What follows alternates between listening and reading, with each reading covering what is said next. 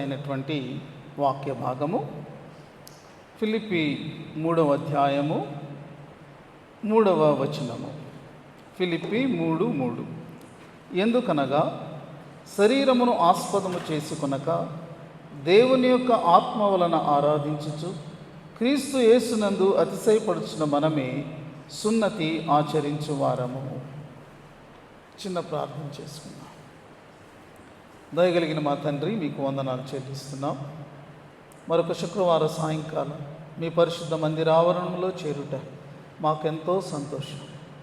ఇది మాకు దీవెనకరం. ప్రభువా నాయన, మీ యొక్క ప్రసన్నతను అనుభవించుట, మీ స్వరమును ఆలకించుట, నాయన పరలోక సంబంధమైన గొప్ప సంగతులను మేము తండ్రి ఆలకించుట మాకెంత దీవెనకరం. ఆశతో వచ్చిన మీ ప్రియబిడ్డలను బట్టి వందనాలు నాయన. చక్కని వాతావరణాన్ని మాకు అనుగ్రహించినందుకు వందనాలు చెల్లిస్తున్నా. ఈ సాయంకాల సమయమందు నాయన మీ ప్రత్యక్షతను చూడగలిగే ఆత్మీయ నేత్రాలు మాకు ఇవ్వండి. మీ స్వరాన్ని ఆలకించగలిగేటటువంటి ఆధ్యాత్మిక వినికిడి శక్తిని మాకు దయచేయండి. ప్రభువా నాతో మాట్లాడండి, మాతో మాట్లాడండి. ఈ సమయమందు నా నోటి మాటలు, మా అందరి హృదయ ధ్యానములు మీ దృష్టికి అంగీకారములగినట్లు సహాయము చేయమని యేసుక్రీస్తు పరిశుద్ధ నామంలో ప్రార్థించి వేడుకొంచున్నాము తండ్రి, ఆమేన్. ప్రభువునందు ప్రియమైన దేవుని సంఘమా, దేవుని బిడ్డలారా, మనము ఫిలిప్పీ పత్రిక ధ్యానాలలో నేడు 13వ ధ్యానానికి వచ్చాం. 2 అధ్యాయాలు దేవుని యొక్క ఆత్మ నడిపింపులో మనము ధ్యానించుకుంటూ వచ్చాం. నేడు 3వ అధ్యాయంలోనికి మనం ప్రవేశించాం. పౌలు ఈ పత్రికను వ్రాస్తూ ఈ సమయానికి వచ్చేటప్పటికీ వారికి ఒక నూతన ప్రోత్సాహాన్ని, అలాగే నూతనమైనటువంటి జాగ్రత్తలను ఆయన అందిస్తూ ఉన్నాడు. మొదటి వచనాన్ని మనం చదువుకున్నప్పుడు, ప్రభువునందు ఆనందించుడి, అదే సంగతులను మీకు వ్రాయుట నాకు కష్టమైనది కాదు, మీకు అది క్షేమకరము అనే మాట వ్రాశాడు. ప్రభువునందు ఆనందించుట అనేటటువంటి ఒక చక్కని ఈ యొక్క మాట మనము జ్ఞాపకం చేసుకుంటే, క్రైస్తవ అనుభవంలో ఇది ఒక ప్రాథమికమైనటువంటి సత్యముగా అది ఉంది. It is a fundamental truth. ప్రభువునందు ఆనందించుడి అని పౌలు విశేషంగా ప్రత్యేకంగా ఎందుకని ఆయన ఫిలిప్పీ ప్రజలకు రాస్తున్నాడు, విశ్వాసులకు రాస్తున్నాడు అని మనం ఆలోచన చేస్తే, ఆయన ఊరికినే వ్రాయడం లేదు. ఏదో మధ్యలో ఏదో ఒక చిన్న ఈ సెంటెన్స్ కూడా పెడితే బాగుంటుంది అని పెట్టింది కాదు. ప్రతిదీ కూడా పర్పస్ఫుల్గా పౌలు రాశాడు. పౌలు రాసినప్పుడు మనం ఖచ్చితంగా విశ్వసించాలి, అది పరిశుద్ధాత్మ దేవుని యొక్క నడిపింపు అని. కాబట్టి ఆయన ఎందుకు రాస్తున్నాడు? పౌలు అనేక శ్రమల గుండా, ఉపద్రవముల గుండా వెళ్తూ ఉన్నాడు. చెరసాల్లో ఉన్నాడు నేడు క్రీస్తు కొరకు. అయితే చెరసాల కూడా అతని ఆనందాన్ని, అతని సంతోషాన్ని అది హరించలేదు. అతడు కలిగి ఉన్నటువంటి ఆత్మీయమైనటువంటి స్వేచ్ఛను, స్వతంత్రాన్ని ఈ చెరసాల బంధించలేకపోయింది. అయితే ఫిలిప్పీ పట్టణంలో ఉన్నటువంటి క్రైస్తవులు వారు కూడా శ్రమల గుండా వెళ్తున్నారు. వారు కూడా అనేకమైనటువంటి ఒత్తిడుల గుండా, విశ్వాసాన్ని బట్టి వ్యతిరేక పరిస్థితుల గుండా వాళ్ళు వెళ్తున్నారు. ఇలాంటి పరిస్థితులు సహజంగా ఒక వ్యక్తిని అవి బలహీనపరిచేవిగా ఉంటాయి. అతని యొక్క విశ్వాస జీవితంలో కానీ, ప్రభువును వెంబడించే జీవితంలో కానీ అతనిని వెనక్కి లాగేటటువంటివిగా ఉంటాయి. నేను ఏదో మంచిగా జీవించడానికి ప్రయత్నం చేస్తుంటే, నీతిగా జీవించడానికి ప్రయత్నం చేస్తుంటే, సత్యాన్ని కలిగి జీవించడానికి ప్రయత్నం చేస్తుంటే ఏంటి ఈ పరిస్థితులు, ఏంటి కష్టాలు అని సందేహించేటటువంటి మరి ఆ యొక్క పరిస్థితులు ఉన్నాయి. వాటి గుండా ఫిలిప్పీ క్రైస్తవులు వెళుతూ ఉన్నారు. అందుచేత పౌలు తన శ్రమలలో ఏ రీతిగా తాను ఆనందిస్తూ, శ్రమలను బట్టి కాదు కానీ తన ఆనందాన్ని అవి హరించకుండా అతడు ఏ రీతిగా దేవుని యందు ఆనందిస్తున్నాడో, అలాగే ఫిలిప్పీ సంఘస్థులకు కూడా అదే ప్రోత్సాహాన్ని ఇస్తూ ఉన్నాడనమాట. అందుచేత వ్రాస్తున్నాడు, ప్రభువునందు ఆనందించండి సహోదరులారా అనేటటువంటి మాట మనము చూస్తూ ఉన్నాము. ప్రియమైనటువంటి వారులారా, మన క్రైస్తవ విశ్వాస జీవితంలో కూడా అనేక సార్లు మనము ఇలాంటి పరిస్థితికి మనం గురవుతాం. అవి మనకు ఎంతో దుఃఖాన్ని కలుగు చేస్తాయి, కృంగుదలను కలుగు చేసేటటువంటివిగా ఖచ్చితంగా ఉంటాయి. అలాంటి పరిస్థితుల్లో మనము దుఃఖానికి విలువనివ్వాలా, కృంగుదలకు మనం విలువనివ్వాలా, లేకపోతే ఈ యొక్క వ్యతిరేకంగా పనిచేసే శక్తులకు మనము ప్రాముఖ్యతనివ్వాలా అని మనం ఆలోచించుకోవాలి. ఎందుకు అంటే వాటికి మనం ప్రాముఖ్యతనిచ్చినా మనకు ఏ విధమైన ప్రయోజనం ఉండదు. ఇంకా మనము దిగజారిపోవడం తప్ప, ఇంకా మనము బలహీనపడడం తప్ప. అందుచేత మనకు ఒక ఆప్షన్ ఉంది. ఒక ఆప్షన్ మాత్రమే కాదు, మనకు ఒక చక్కని అవకాశం, ఒక అదృష్టం మనకుంది. ఒకవేళ మనం కలిగి ఉన్నటువంటి ఈ నార్మల్ హ్యాపీనెస్ని, నార్మల్ పీస్ని డిస్టర్బ్ చేసేది ఏదైనా మనకి ఉన్నప్పటికీ కూడా మనకున్నటువంటి ఒక అదృష్టం లేకపోతే ఒక అవకాశం ఏంటంటే మనము ప్రభువునందు ఆనందించగలం. అది మనకి ఇవ్వబడినటువంటి ఒక గొప్ప అవకాశంగా మనము తీసుకోవాలి. మరి లోక సంబంధమైనటువంటి సంతోషం ఉంది, అది పరిస్థితుల మీద ఆధారపడి ఉంటుంది. పరిస్థితులు మనకు అనుకూలంగా ఉంటే, మనకు సానుకూలంగా ఉంటే, మన మనసుకు తగినట్టుగా ఉంటే మనకంతా సంతోషం. ఒకవేళ అవి మనకు ప్రతికూలంగా ఉంటే మనకు వెంటనే మనము డిస్టర్బ్ అయిపోతాం, సంతోషాన్ని మనం కోల్పోతాం. ఇది లోకంలో ఉండేటటువంటి ప్రతి మనిషి యొక్క సాధారణమైనటువంటి అనుభవం. కానీ మనము కలిగి ఉన్నటువంటిది కేవలము లోక సంబంధమైనటువంటి సంతోషం కాదు, పరిస్థితులను బట్టి మనము పొందేటటువంటి సంతోషం కాదు. ఇది చాలా ఉన్నతమైనటువంటిది. ఇదేంటంటే ఆత్మ సంబంధమైన ఆనందం. ఇది ప్రభువును బట్టి మనము మరి కలిగి ఉండేటటువంటి ఆనందం. కాబట్టి పౌలు ఏం చెప్తున్నారంటే ఈ ఆనందాన్ని మీరు కోల్పోవద్దు, ఈ ఆనందాన్ని మీరు లూజ్ చేసుకోవద్దు. అది ఎప్పుడు మీతో ఉండేటటువంటిదే. మీకు పరిస్థితులు బాగున్నా, పరిస్థితులు బాగాలేకపోయినా ప్రభువు మీతో ఉన్నాడు. మీరు ఒకవేళ అన్నీ కలిగి ఉన్నా, అన్నీ కోల్పోయినా ప్రభువు మీతో ఉన్నాడు. మీరు ఒకవేళ క్షేమంగా ఏ ఇబ్బంది లేకుండా ఉన్నా, లేకపోతే శ్రమలో ఉన్నా ప్రభువు మీతో ఉన్నాడు. అది గొప్ప విషయం. When the Lord is with us, why should we worry? ప్రభువు మనతో ఉండగా మనం ఎందుకని చింతపడాలి? ప్రభువు నాతో ఉండగా, నీతో ఉండగా మనం ఎందుకు దుఃఖపడాలి? ఆ ప్రభు అన్నాడు, నిన్ను విడువను అన్నాడు కదా, నేను ఎడబాయను అన్నాడు కదా, సదా నీతో ఉంటాను అని అన్నాడు కదా. ఆయన మనకు వ్యక్తిగతమైనటువంటి సహచరునిగా మనతో ఉంటానన్నాడు కదా. ఆయన మన స్నేహితునిగా మనతో ఉంటా అన్నాడు కదా. ఆయనను మనం ఏ రిలేషన్షిప్లో అయినా ఆయనను మనం పిలుచుకోవచ్చు. ఆయనను స్నేహితుడా అని పిలవచ్చు, ఆయనను అన్నా అని పిలవచ్చు, ఆయనను మనం తండ్రి అని మనం పిలవచ్చు, ఆయన మనకు సమీప బంధువునిగా మనం ఎంచుకోవచ్చు. కాబట్టి మరి ఏ రిలేషన్షిప్తో అయినా సరే ఆయనను మనం ఎంచుకోవచ్చు. ఎందుకంటే ఆయన తను తాను ఆ రీతిగా పరిచయం చేసుకున్నాడు. కాబట్టి ఆ ప్రభువు మనతో ఉన్నాడు. దానిని మనము ప్రగాఢంగా విశ్వసించాలి. ఈ విశ్వాసం మనకేం చేస్తుందంటే ఆ ప్రభు సన్నిధి యొక్క అనుభవాన్ని అనుగ్రహించేదిగా ఉంటుంది. ప్రభు వారు స్వయంగా అన్నారు, యోహాను సువార్త 16వ అధ్యాయం 22వ రెండో భాగంలో ఏమన్నారంటే, మీ సంతోషమును మీ యొద్ద నుండి ఎవ్వడూ తీసివేయలేడు అని అంటాడు. 16:22 ఎవరికి ఆ హక్కు లేదు. మీ సంతోషాన్ని మీ నుండి తొలగించేటటువంటి హక్కు ఎవరికి లేదు.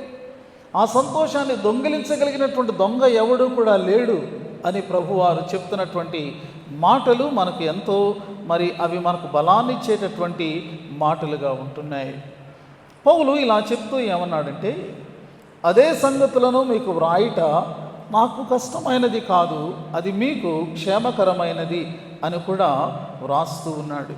దీని అర్థం ఏమిటంటే, ఇది ఒకవేళ మీరు ఎరిగిన సత్యమైన ప్రాథమికమైనటువంటి ఒక పాఠమైనా మరలా దీన్ని రిపీట్ చేయడానికి నాకేం కష్టం లేదు, నేనేమి ఇబ్బంది పడటం లేదు.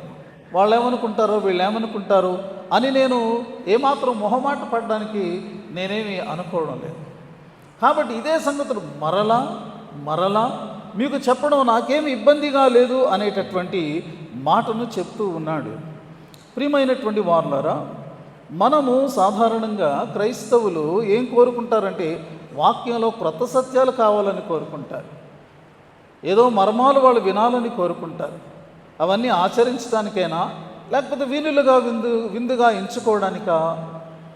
మనము నేర్చుకున్నటువంటి ప్రాథమికమైనటువంటి సత్యాలను మనము ఖచ్చితంగా మనం వాటిని పాటించగలుగుతున్నామా?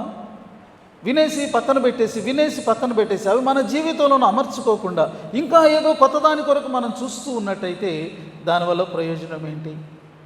దేవుడు మన అవసరతను బట్టి, మన పరిస్థితిని బట్టి ఆయన మనతో మాట్లాడతాడు. God is not there to entertain us. దేవుడు అక్కడ మనకు వినోదం కలిగించడానికి ఆయన లేడండి.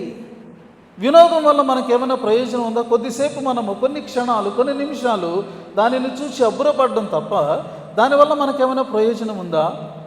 లేదు. అంచేత దేవుని వాక్యం ఇట్స్ నాట్ ఫర్ ఎంటర్టైన్మెంట్. అది మనకు అవసరం. ఆహారం మన యొక్క దేహానికి ఎలాగ అవసరమో వాక్యము అనేటటువంటిది మన ఆత్మకు అంత అవసరమైనటువంటిదిగా ఉన్నది. కాబట్టి మనము దేవుడు ఒకవేళ క్రొత్త నూతనమైనటువంటి ఒక విషయాలు ఆయన మనకు బోధించాలంటే ఆయన మనకు నేర్పిస్తాడు. తన సేవకుల ద్వారా ఆశ్చర్యకరమైన రీతిలో వాటిని ఆయన మనకు రివీల్ చేస్తారు. కానీ మన ఎక్స్పెక్టేషన్ ఎప్పుడూ కూడా ఏదో కొత్తది వినాలి, ఇది చాలాసార్లు వినేసిందే అని మనం అనుకునేటటువంటి ప్రమాదం ఉంది. అలాంటి ప్రమాదంలో మనం పడకూడదు. ఒకవేళ దేవుడు నువ్వు ఎరిగిన సంగతినే నీతో మరలా మాట్లాడుతున్నాడంటే అర్థం ఏంటి? మన పిల్లలకు మనం ఒకసారి చెప్తాము, వాళ్ళు చేయకపోతే మనం ఏం చేస్తామండి? రెండోసారి చెప్తాం. చేయకపోతే ఏం చేస్తామండి? వినేశాడు కదా పాపం బోరు కొడుతున్న కొత్త విషయం చెప్తామా? మూడోసారి కూడా మనం చెప్తాం. ఎందుకంటే that child should be corrected. He should walk in the right way. అతడు సరిదిద్దబడాలి, మంచి మార్గంలో నడవాలి. కాబట్టి దైవజనులైనటువంటి వారు, ఆత్మప్రేరేపితమైనటువంటి దేవుని యొక్క సేవకులు మరలా మాట్లాడుతున్నప్పుడు దేవుని వాక్యానికి మనం విసుకోవద్దండి. అది విసుగుదలగా మనం ఎంచుకోవద్దు. మన చెవులు విని ఒకవేళ అలవాటు పడిపోయినాయేమో దానిని బట్టి మనము వాక్య సేవకులను మనము ఏమాత్రము కూడా వారి మీద మన విసుగుదలను మనం ప్రకటించకూడదు. ఎందుకంటే ఇది మన యొక్క ఆత్మకు మేలును కలిగించేటటువంటి విషయం. కాబట్టి మార్టిన్ లూథర్ భక్తుడు కూడా ఒక మాట చెప్పాడు, సంఘము తరచు సువార్త వింటూ ఉండాలట. సంఘానికి సువార్త తెలుసు కదా, సంఘం సువార్తను బయటికి వెళ్ళి చెప్పగలిగే అంతటి ఎదుగుదల కలిగి ఉంటుంది కదా అని మనం అనుకుంటాం. కాదు.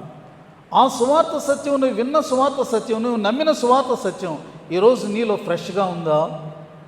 ఈరోజు మరలా అదే విధమైనటువంటి అంకిత భావం, అదే విధమైన పట్టుదల, అదే విధమైనటువంటి ఆ యొక్క ప్యాషన్తో మనం ఆ యొక్క సువార్తను మనం వెంబడించగలుగుతున్నామా, జీవించగలుగుతున్నామా?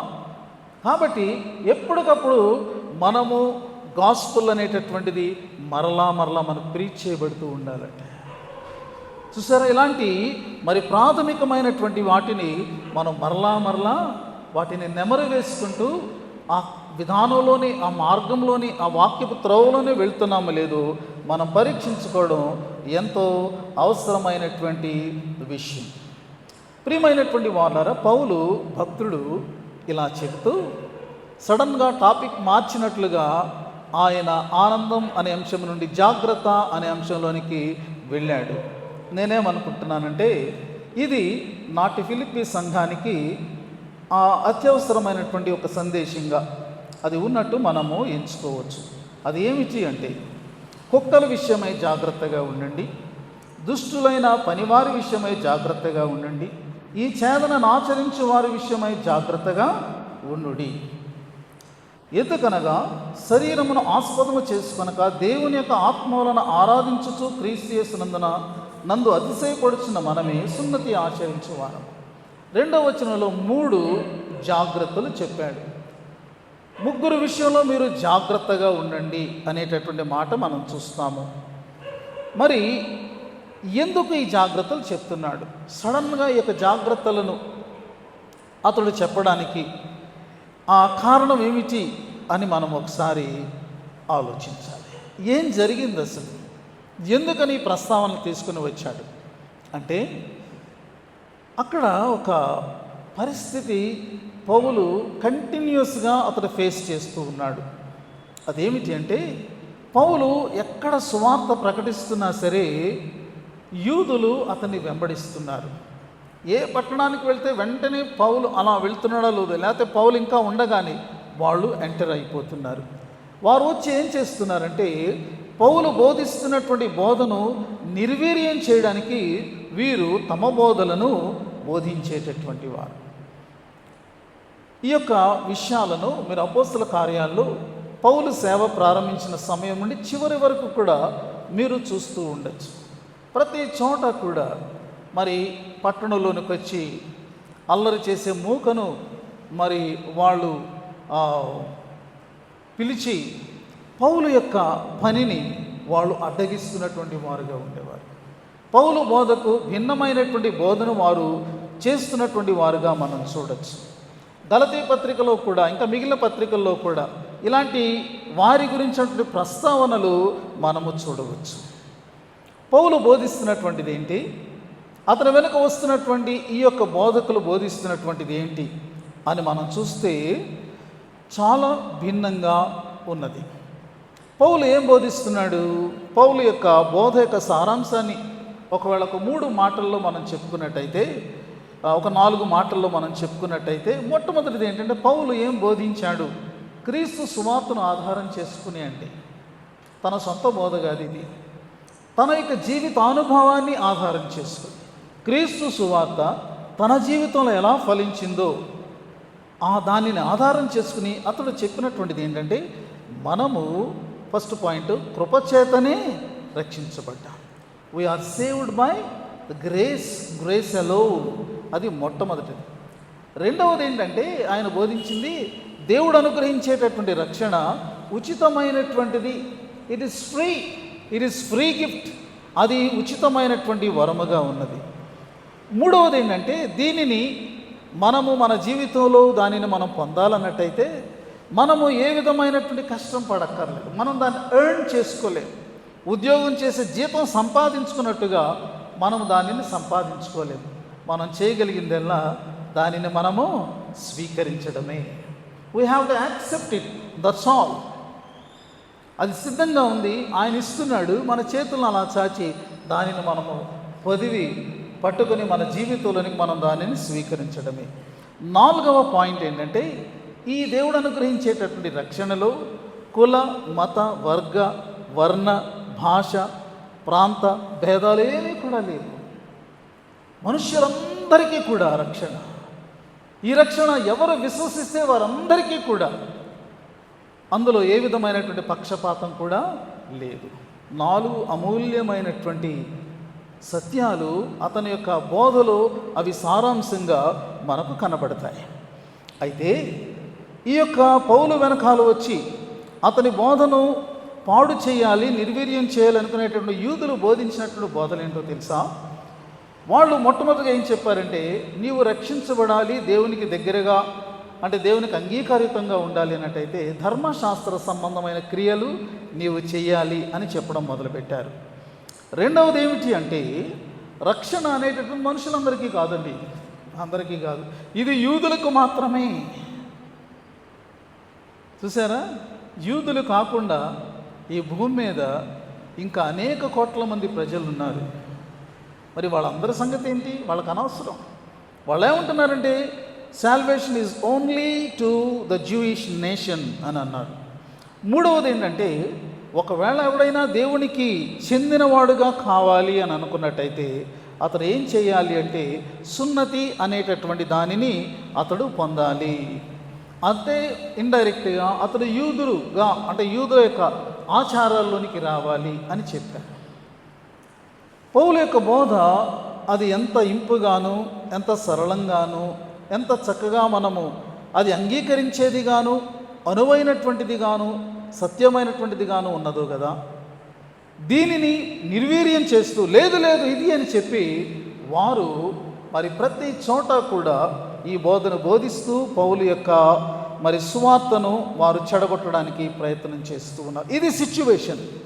ఫిలిప్పీలో కూడా వాళ్ళు ఎంటర్ అయ్యారని మనకు అర్థమవుతుంది. అందుకనే పౌలు దీనిని ఇక్కడ ప్రస్తావిస్తూ ఇలాగా మాట్లాడుతున్నటువంటి వారిని 3 పేర్లతో పిలిచాడు.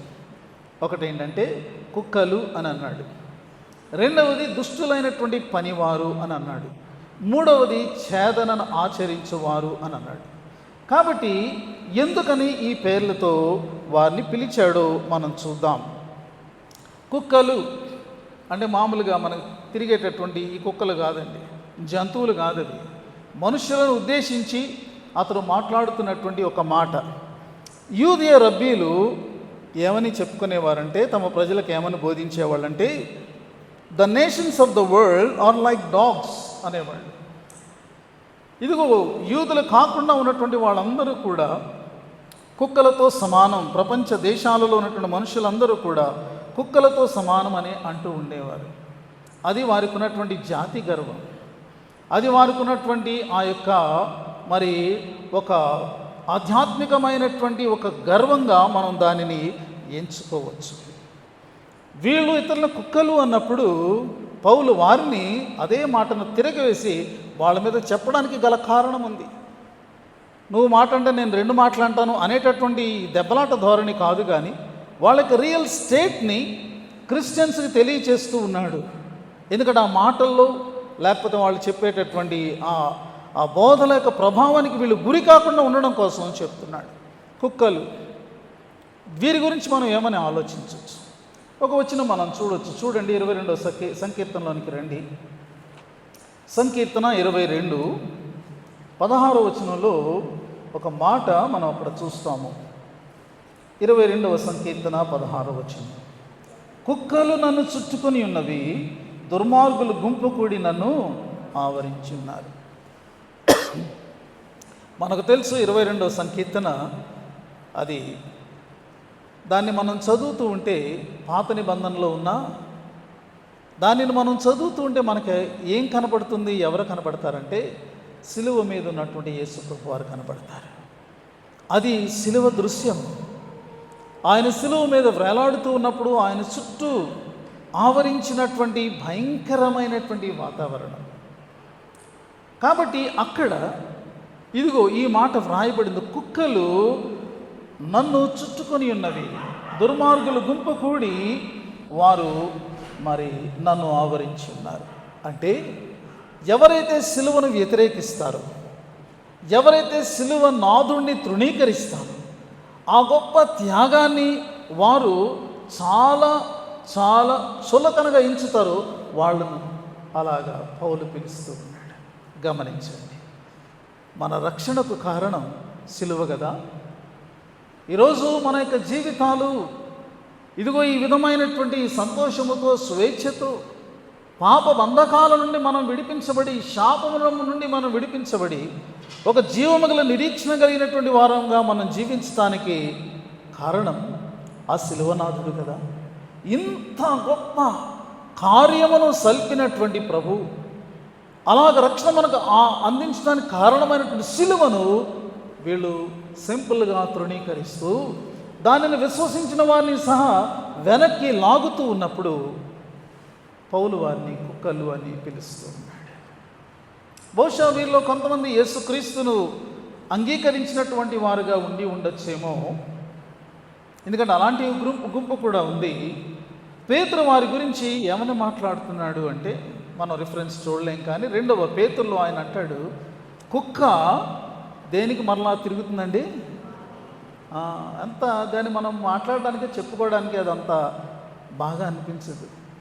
అంటే దేనినైతే వాళ్ళు ఇది చిచి అసహ్యం అని అనుకుని దాన్ని విసర్జించారో, దేనినైతే విడిచిపెట్టి పరిశుద్ధమైన దాని వైపు, పవిత్రమైనటువంటి ఆ రక్షకుని వైపు తిరిగారో, వాళ్ళు మరలా దానిని విడిచిపెట్టి ఇదిగో దేన్నైతే వాళ్ళు విడిచిపెట్టారో, విసర్జించారో దానిని ఇష్టపడి ప్రేమించి మరలా వెనక్కి వెళ్తున్నారు.